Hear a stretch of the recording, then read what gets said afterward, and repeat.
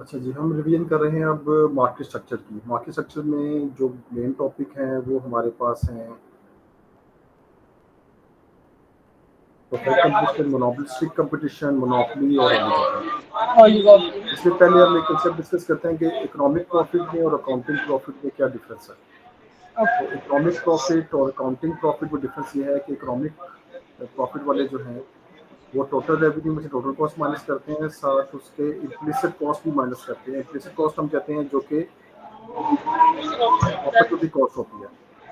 जो ठीक है। अकाउंटिंग वाले हैं, जो अकाउंटेंट हैं, वो क्या करते हैं, टोटल रेवेन्यू में से टोटल कॉस्ट माइनस करते हैं और इम्प्लिसिट कॉस्ट माइनस नहीं करते। यानी कि ये लोग जो मतलब हैं अपॉर्चुनिटी कॉस्ट नहीं करते। ऑफिस कॉस्ट माइनस नहीं करते।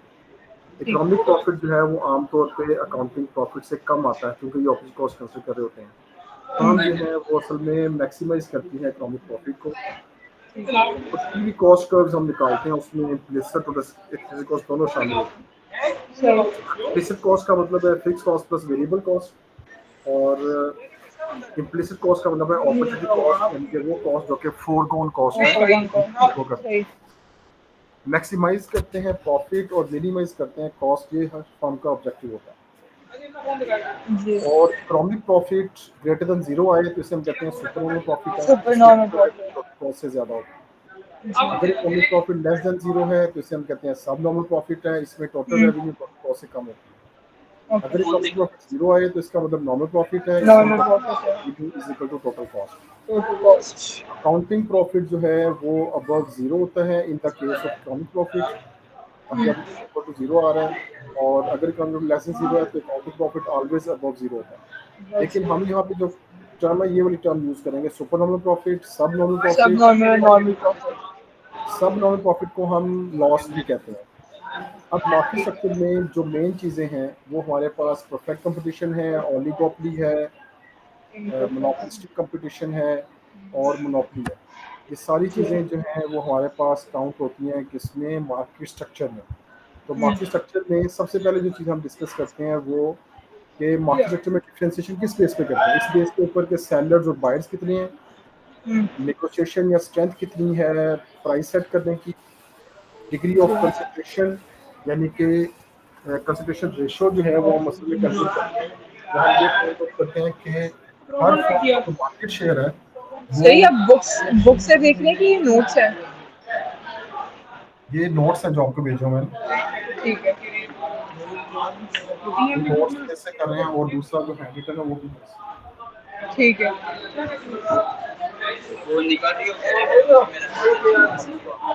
तीसरी चीज़ जो है वो हम ये देख चौथी चीज़ ये देखते हैं कि डिफरेंशिएशन या यूनिकनेस ऑफ द प्रोडक्ट कितनी है। फिर ईज और एंटर इन द मार्केट के बैरियर्स हैं या नहीं है। तो पहले हम डिटेल में ठीक। डिस्कस करते हैं परफेक्ट कंपटीशन को। परफेक्ट कंपटीशन ऐसा स्ट्रक्चर जिसमें large number of producer exist करते हैं, बायर भी ज़्यादा होते हैं और ये होमोजीनियस प्रोडक्ट सेल कर रहे हैं, जैसे राइस, व्हीट, फ्रूट, जिसमें डिस्टिंग्विश करना जो है वो मुश्किल है कि एक चीज़ दूसरे से किस तरह डिफरेंट है।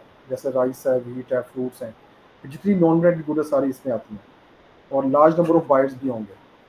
परफेक्ट कंपटीशन में आमतौर पे नॉर्मल हम जो है ना वो प्रॉफिट अर्न करते हैं और इससे प्राइजेस फिक्स हैं। प्राइजेस इसलिए फिक्स हैं कि मार्केट में प्राइजेस फिक्स होंगी, डिमांड और सप्लाई के इंटरसेक्शन से ये मार्केट है और हम एज ए फर्म ये प्राइस चार्ज करेंगे जो कि गिवन प्राइस हमें यहाँ से ले, अपनी मर्जी से हम प्राइस चार्ज नहीं कर सकते।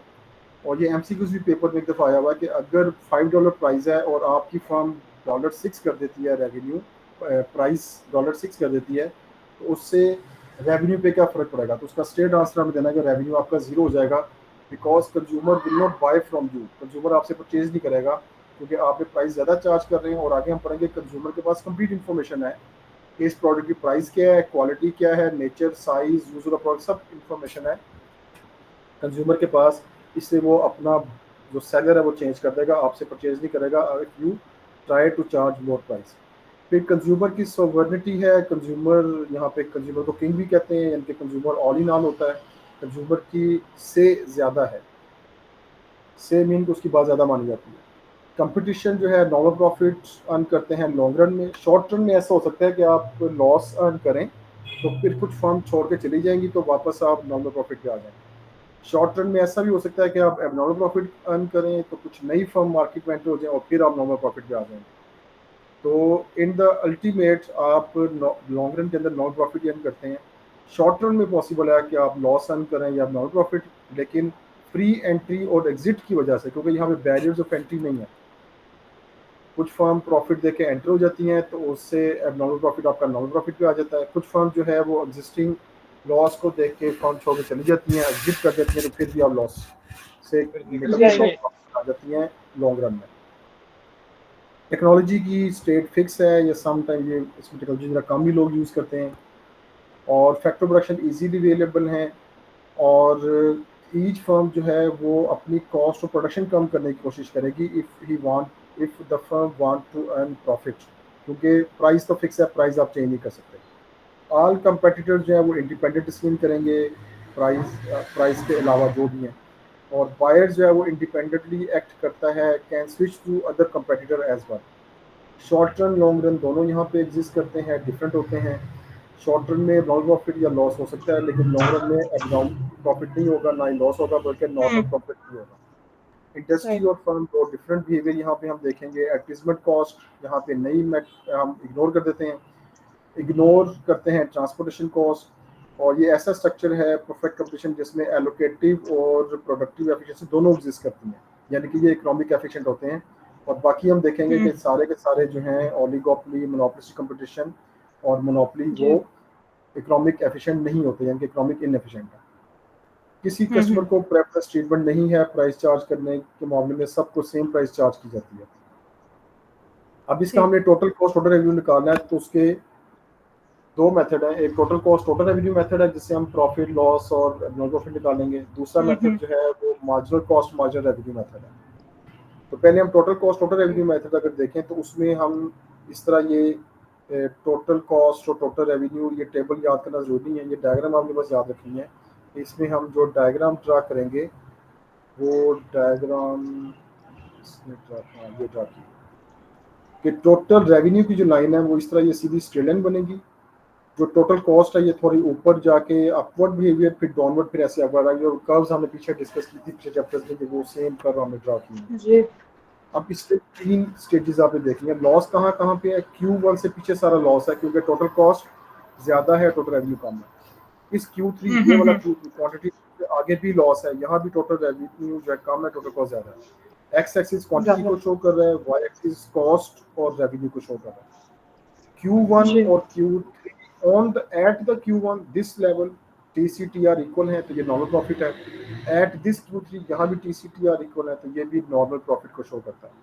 इसके दरमियान में जो गैप है, जहाँ मैक्सिमम गैप है, वो मैक्सिमम गैप जो है वो शो करता है एबनॉर्मल प्रॉफिट को। तो ये तीन सिचुएशन यहाँ पे क्लियर हो गई। Q1 से पहले लॉस, Q3 के बाद loss, at Q1 at Q3 normal profit, और इसके बिटवीन ये आपने इस तरह टेंजेंट लाइन लेनी है, जहाँ ये मैक्सिमम गैप बनेगा ये एबनॉर्मल प्रॉफिट है। अगर टोटल कॉस्ट और टोटल रेवेन्यू मेजर करेंगे तो इस तरीके से हम एबनॉर्मल प्रॉफिट और लॉस लिख सकते हैं। ये तीनों कंडीशन यहाँ पे नीचे जो नोट्स आपको भेजे हैं उसमें लिखी।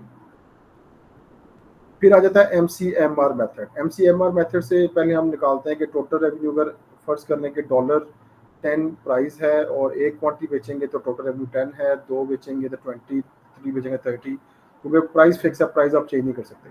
इसका अगर AR निकालें तो 10 डिवाइडेड बाई 1 करें तो 10, 20 डिवाइडेड बाई 10 करें, 2 करें तो 10, तो ये 30 डिवाइडेड बाई 3 करें। एवरेज रेवेन्यू क्या होता है? Total revenue divided by quantity करेंगे तो ये सारा 10 आएगा। MR क्या था? 20-10, 30-20, ये सारा करेंगे धीरे जी। 10 आएगा। ये आ जाएगा। और ओके। प्राइस MR और AR जो हैं वो इसमें सेम होते हैं। प्राइस MR और AR परफेक्ट कंडीशन में सेम होते हैं, ये वाले। और ये प्राइस कहाँ से आई? ये प्राइस आपने बनानी था, डिमांड और सप्लाई का इंटरसेक्शन है। डिमांड वहाँ सप्लाई। ठीक। ये इंडस्ट्री या मार्केट है, वहाँ से हम प्राइस एज ए गिवन लेंगे, और अपनी एवरेज कॉस्ट, अगर हमारी एवरेज कॉस्ट इस AR MR को टेंजेंट है या टच कर रही है तो ये नॉर्मल प्रॉफिट को शो करेगा। और MC जो है मार्जिनल कॉस्ट कर्व, जो नीचे से एवरेज कॉस्ट को यहाँ से कट करके तो अब अप साइड जाएगी। इसमें देखें इसी लाइन के अंदर परफेक्ट कंपटीशन में अगर हम शो करना चाहते हैं कि लॉस कहाँ पे है, तो इसी डायग्राम को चेंज करेंगे, और इसी डायग्राम में ये जो एवरेज कॉस्ट थी उसे इस लाइन से अगर नीचे बनाएं तो ये सारा गैप प्रॉफिट को शो करता है। कैसे? वो इस तरीके से कि इस लाइन ये हमारी प्राइस सेट है और ये हमारी कॉस्ट आ रही है। कॉस्ट कैसे पता चलेगी? कॉस्ट पता चलेगी ये एवरेज कॉस्ट की लाइन से। तो एवरेज कॉस्ट जहाँ ये कट कर रही है ये हमारी कॉस्ट लाइन है, ये प्राइस है, तो ये गैप सारा प्रॉफिट को शो कर रहा है। तो आपने जी। एवरेज कॉस्ट क्या किया है, इस लाइन से हम्म। नीचे किया है। और अगर ठीक। एवरेज कॉस्ट को ऑन द लाइन ड्रा करेंगे तो ये नॉर्मल प्रॉफिट है। अगर एवरेज कॉस्ट को अबव द लाइन, ये इस लाइन से ऊपर शो करेंगे यहाँ पे, तो अब ये जो है ये गैप को शो कर रहा है, ये लॉस को शो कर रहा है। ठीक ठीक है। है। हम्म। आमतौर पे क्या होता है कि जहाँ M C M R cut करते हैं उतनी हमारी क्वांटिटी होती है। तो एम सी ये है और ये लाइन एम आर, ये हमारी क्वांटिटी है। इस ये सारा क्वांटिटी तो के एमसीक्यूज में आता है। हाँ जी बिल्कुल, ये हमारी प्राइस है। ठीक।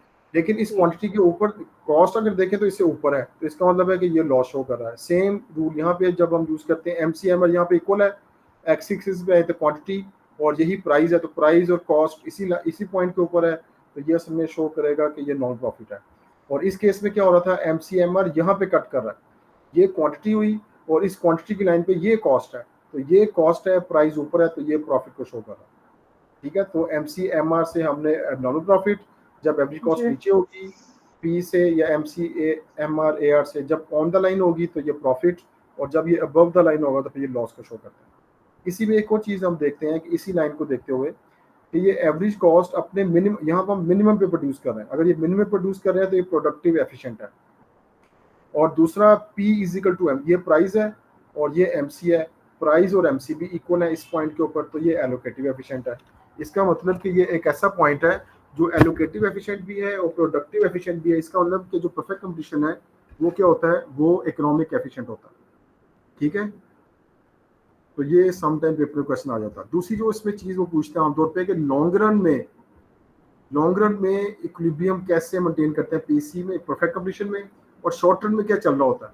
तो शॉर्ट रन में असल में ये होता है कि शॉर्ट रन में हमारी प्राइस एबनॉर्मल प्रॉफिट हो सकता है, लेकिन फ्री एंट्री और एग्जिट की वजह से नए लोग एंटर आएंगे, नए लोग एंटर होंगे तो वापस आप नॉर्मल प्रॉफिट पे आ जाते हैं। इस तरह यहाँ भी ऐसा है कि शॉर्ट रन में आप लॉस अर्न कर रहे हैं, लेकिन इस जी। लॉस की वजह से कुछ लोग फर्म छोड़ के चले जाते हैं, तो वापस आप कहाँ पे आ जाते हैं, वापस फिर आप नॉर्मल प्रॉफिट पे आ जाते हैं। ये मैं अगर आपको एक दफ़ा बना के दिखा दूँ तो इससे ये क्लियर हो जाएगा।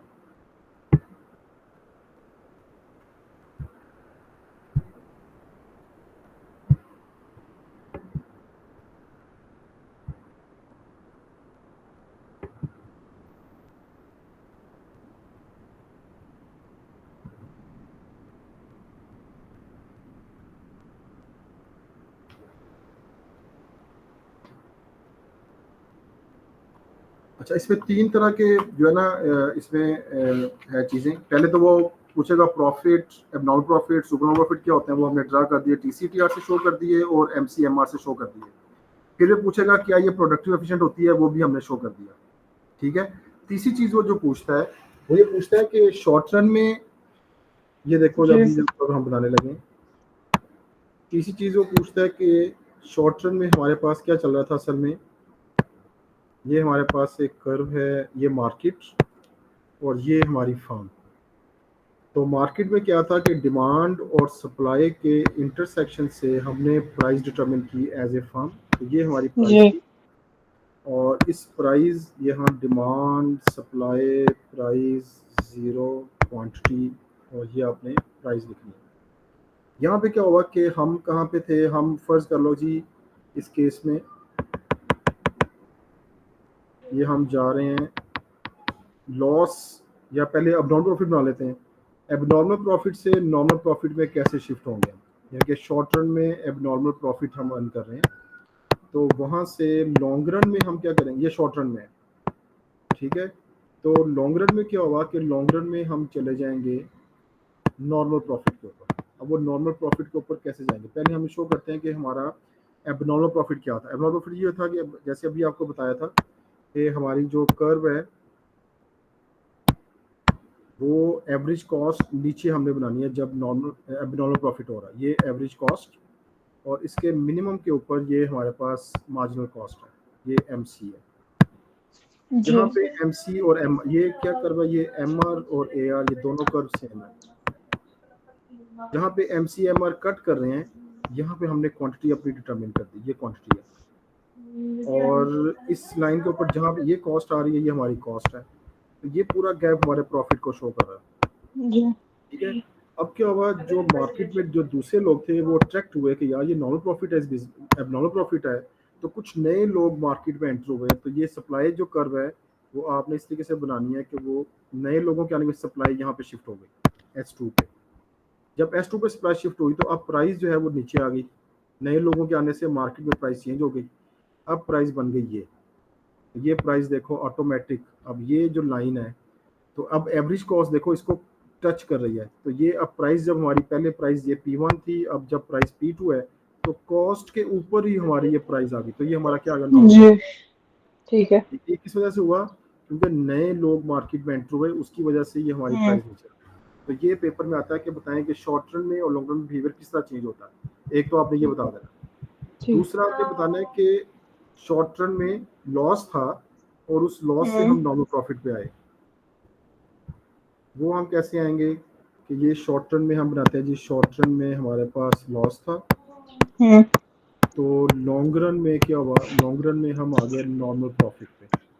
उसे भी हम ऐसा करेंगे कि पहले क्रॉस बनाएंगे इसका, ये डिमांड, ये सप्लाई, और ये प्राइस चल रही थी, ये प्राइस हम यहीं से लेके आए, ये प्राइस, और लॉस था। लॉस का मतलब कि हमारी एवरेज कॉस्ट ऊपर थी, एवरेज कॉस्ट, और इसके मिनिमम पे हम ये MC कट कर रही थी, ये MR और ये MR।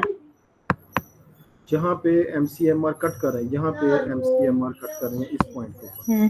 तो ये हमारी क्वांटिटी और ये हमारी प्राइस और ये हमारी कॉस्ट है। तो ये सारा हमारा लॉस था जी ठीक है, ये प्राइस, ये जीरो, ये। अब कुछ लोगों ने देखा यार इस बिजनेस में तो लॉस है, तो वो क्या करेंगे, वो बिजनेस छोड़ के चले जाएंगे। जब लोग बिजनेस छोड़ के जाएंगे तो इस केस में क्या होगा, इस केस में आपकी जो सप्लाई है वो कम हो जाएगी। सप्लाई S1 जब कम होगी तो वो यहाँ पे आ जाएगी S2 पे, बैकवर्ड शिफ्ट हो जाएगी। अब ये बैकवर्ड शिफ्ट जब होगी तो ये प्राइस जो है P2 हो गई। अब ये प्राइस ऑटोमेटिक आप देखेंगे मैच करेगी इस कॉस्ट के साथ। ये इसे P1 लिखना है, इसे P2 लिखना है। तो इसकी वजह से अब देखो ये नॉर्मल, ये लाइन इस तरह बनानी जो इसे टच करे। तो ये देखो अब हम ये MCMR टच कर रहे हैं, तो ये असल में किसको शो कर रहा है, ये डाउन प्रॉफिट को शो कर रहा है। तो ये हमने बिहेवियर जो है वो इस तरीके से आपने शो करना है। ये यहाँ पे डायग्राम बनाई गई है आपके, ठीक है, ये दोनों ये यहाँ पे इस तरीके से बनाई है ठीक है। तो ये परफेक्ट कंप्लीशन। अच्छा, परफेक्ट कंप्लीशन एक और बात है कि जैसे अभी जैसे आपको रूल बताया कि जहाँ MCMR इक्वल होते हैं वहाँ पे प्रोडक्शन करते हैं प्रोडक्शन जी। MCMR यहाँ पे कट कर तो हम ये प्रोडक्शन कर रहे थे, अगर MCMR जब यहाँ पे था तो हम यहाँ प्रोडक्शन कर रहे थे। इसी से एक और चीज हम प्रूव कर सकते हैं कि MCMR यहाँ पे था। इसी से मैं अगर एक और कर यहाँ पे नीचे ड्रा करने की कोशिश करूँ, ये एक ले लेता हूँ। जब MCMR यहाँ पे था तो हम इतनी क्वांटिटी प्रोड्यूस कर रहे थे, फर्स्ट ये वाली क्वांटिटी है। जब MCMR यहाँ पे आया तो इसके नीचे क्वांटिटी हमने ये ले ली। तो ये दोनों क्वांटिटी को जब मैं ज्वाइन करूँगा तो ये क्या बनती है, सप्लाई कर। तो असल में परफेक्ट कंडीशन के अंदर जो सप्लाई कर्व है वो मार्जिनल कॉस्ट के इक्वल होता है ठीक है। तो ये तीन चीजें हो गई इसमें जो हमने डिस्कस किया ठीक। और ये जो सेम चीज है ये जो नोट्स में ये भी की हुई है कि MC पहले यहाँ पे था तो क्वांटिटी ये आई, MCMR यहाँ कट करते क्वांटिटी ये, तो इसके बाद ज्वाइन करते सप्लाई कर्व बनती है ठीक है सही ठीक। अब इसके एडवांटेजेस डिसएडवांटेजेस क्या हैं जब इसमें आपका वो, अब इसमें देखो इकोनॉमिक एफिशिएंसी हमने पहले तो सिंपल टॉपिक हमने डिस्कस किया कि फिर हमने इसका TCTR, फिर हमने MCMR से तीनों प्रॉफिट लॉस और नॉर्मल सारा किया जी। जब लॉन्ग पे शॉर्ट रन से लॉन्ग रन में गए फिर हमने ये इसकी जो कर्व है वो शो की कि marginal cost of supply curve के इक्वल होती है। और आखिरी चीज इसकी वैल्यूएशन में डिस्कस आप कर सकते हैं कि इसमें पोल्यूशन हमने इग्नोर कर दी है, नई टेक्नोलॉजी हम इसमें यूज नहीं करते, और कुछ लोग ऐसे हैं जो कि बेसिक नेसेसिटी रिसीव कर नहीं कर पाते और उनके पास इनकम कम होती है, और गवर्नमेंट नेशनल डिफेंस और एजुकेशन ये सारे प्रोग्राम जो हैं वो इसमें नहीं चल पाते।